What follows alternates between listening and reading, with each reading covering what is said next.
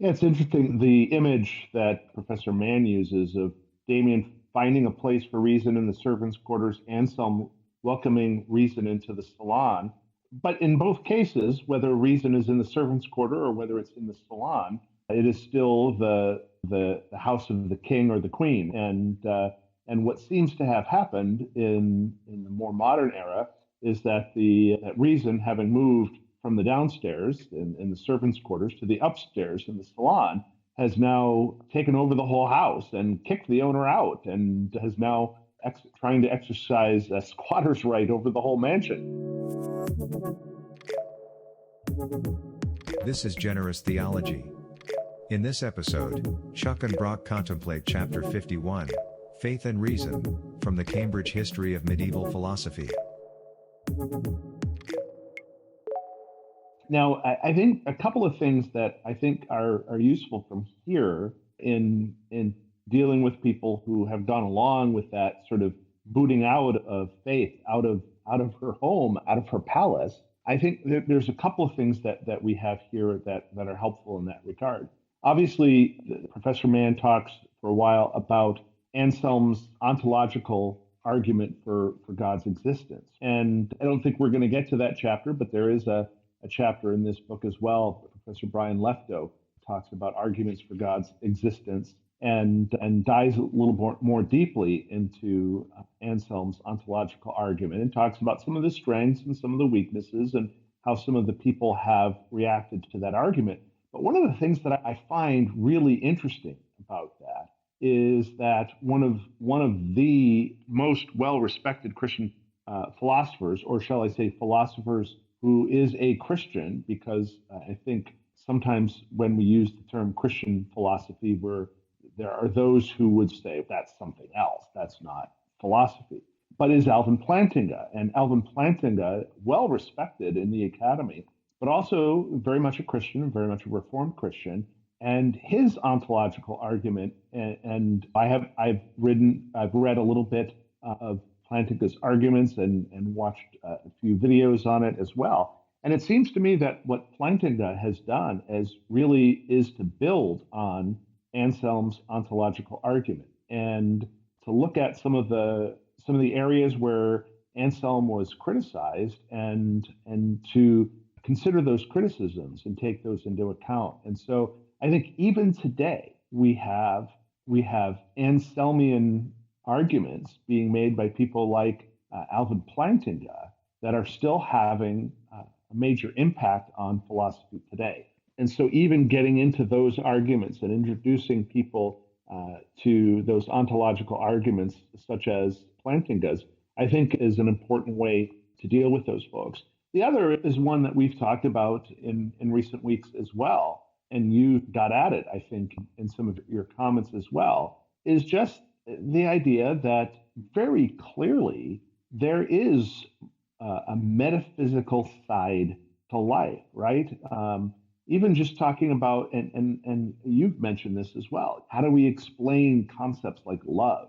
And there is clearly something going on in human life and in human experience that goes beyond merely the rational, merely that which can be explained by, say, evolutionary biology. And even though evolutionary biology seems to be, people seem to be trying to use evolutionary biology to explain all of these metaphysical ideas, at this point, I think even those whose faith is in evolutionary biology would, when faced with the evidence, would have to say that there is still much about basic human existence that cannot fully be explained rationally, cannot be fully explained by rational theories, whether they're theories of psychology, whether theories of evolutionary biology and their impacts on psychology. There is another level to life. And it is that at that level where the only way we have knowledge about those things, and it is a form of knowledge that most of us recognize, that even very empirically focused scientists have to recognize, that there is an area to life where knowledge is something different than merely what can be proven via the scientific method.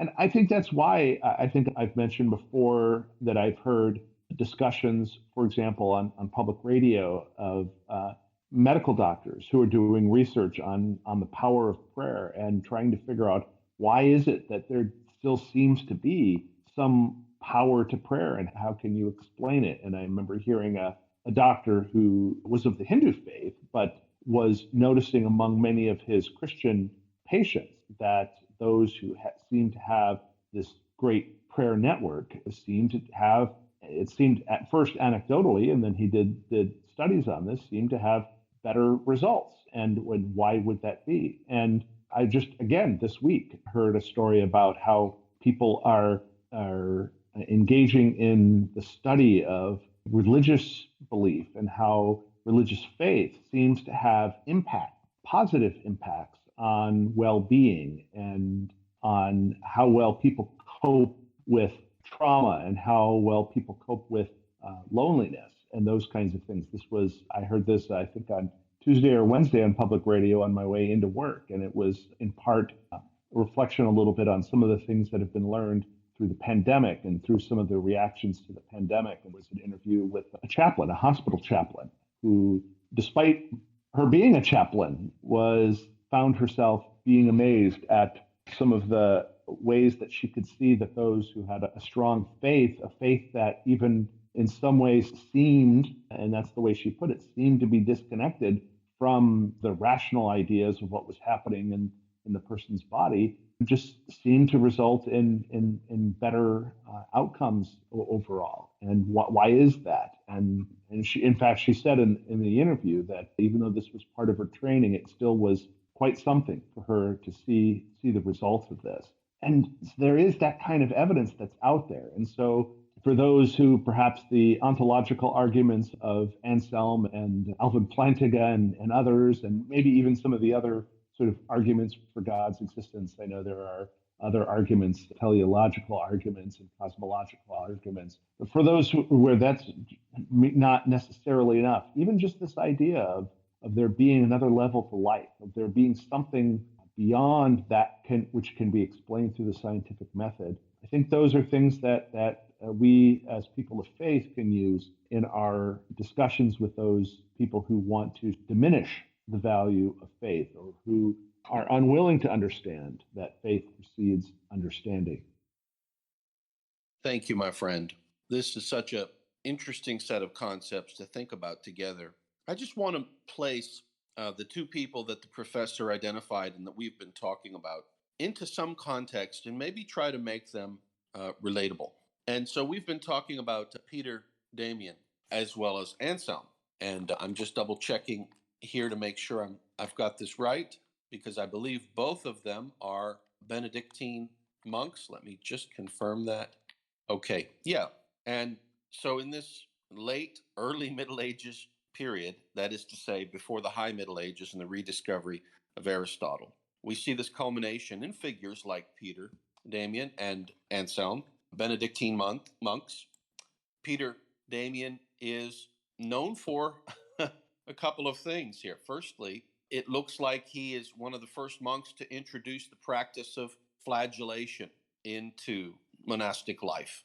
And so this was this idea of using rods or using whips or some tools to flagellate one's self or beat one's self for means of encouraging holy living. Let's put it that way.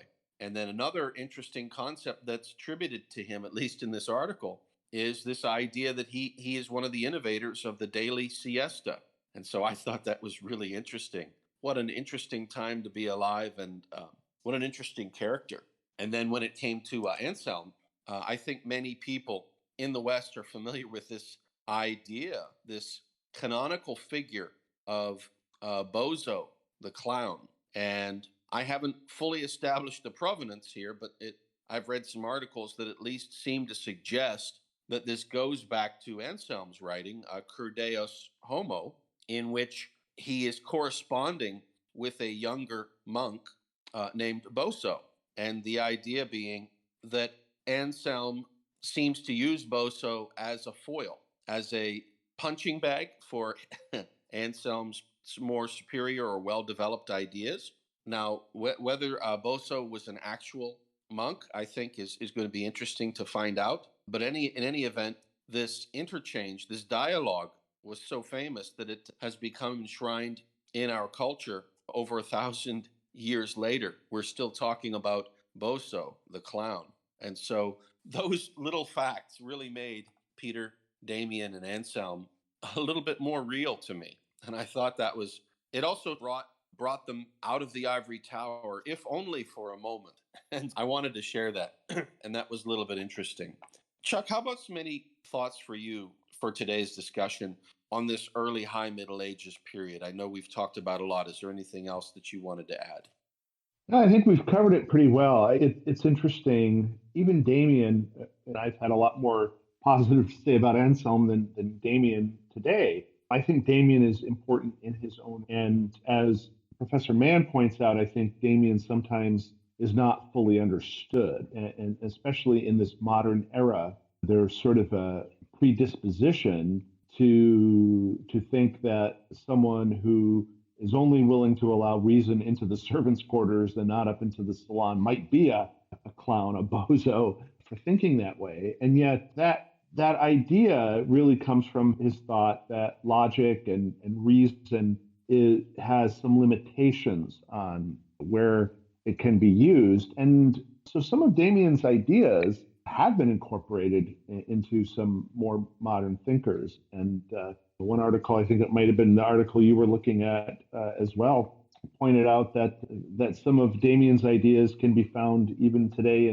or at least in more modern era, in philosophers Ludwig Wittgenstein. These are people who, even if they sometimes get painted in certain ways, are people who have a lot to say and need to be considered. And so whether it's Anselm, whether it's Damien, I'm glad that we had the opportunity to dive a little bit into their thoughts, because as we began with, I think Professor Mann tells us that these are people that were thinking deeply about issues and were having debates about faith and reason that are still going on. And so the debates they were having still have an important bearing on the debates that we have today. And we need to consider those debates and those ideas carefully, because they haven't been superseded. And so I'm really glad that we had this opportunity to think about these early medieval thinkers. And yeah, as we've both said now, I think especially Anselm, he seems so very worthwhile of doing a little bit more further dive at some point into some of what he's written. And so certainly he's been added to my to read list, as it sounds like he's been to yours as well.